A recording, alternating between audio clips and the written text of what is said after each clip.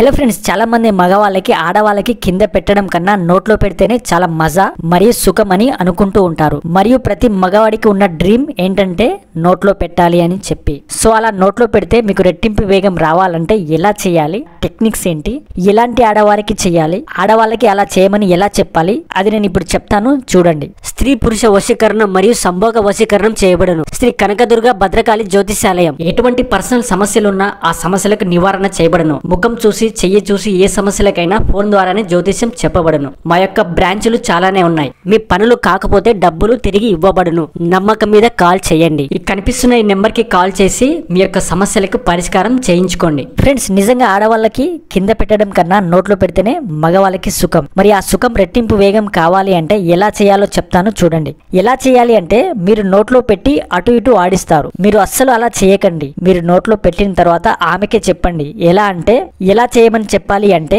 అలా చేస్తున్నప్పుడు కేవలం ఆమెకు చెప్పండి, పెదవులతో మాత్రమే దానిని గట్టిగా అదిమి పట్టమని, పెదవులతోనే అటు ఇటు ఆడించమని చెప్పండి. చాలా మంది ఈ పెదవుల టెక్నిక్ తెలియదు. కేవలం ఆడవాళ్ళు పెదవులతోనే అలా చేస్తే మగవారికి దానికి ఎనలేని సుఖం దొరుకుతుంది. సో నోటిని యూజ్ చేస్తే అంత ఫీల్ రాదు. పెదవులతో మాత్రమే దాన్ని గట్టిగా అదిమి పట్టి అటు ఇటు ఆడించమని చెప్పండి. పెదవులతో అలా చేస్తూ నోట్లో ఉన్న లాలాజలాన్ని ఎక్కువగా యూజ్ చేయమని చెప్పండి. నోట్లో ఉన్న నీటిని అలా యూజ్ చేస్తే మీకు ఇంకా మంచి ఫీల్ దొరుకుతుంది, ఎనలేని సుఖాన్ని ఇస్తుంది. సో గుర్తుంది కదా ఫ్రెండ్స్, నోట్లో పెట్టగానే కేవలం పెదవులని మాత్రమే యూజ్ చేయమని చెప్పండి. పెదవులతో పాటు నోట్లో ఉన్న నీటిని అంటే లాలాజలాన్ని యూజ్ చేయమని చెప్పండి. ఇక మగవాళ్ళు స్వర్గం చూస్తారు. సో పెదవుల టెక్నిక్ తెలుసుకున్నారు కదా. వీడియో నచ్చితే లైక్ చేసి ఛానల్ని సబ్స్క్రైబ్ చేసుకోండి.